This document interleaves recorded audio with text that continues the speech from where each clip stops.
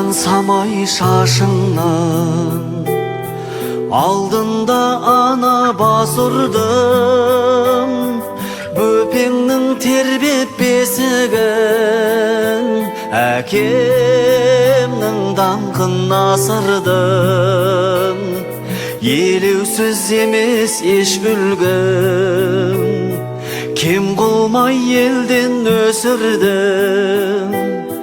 Жақсымыз болса жар салып, қатеміз болса кешірді.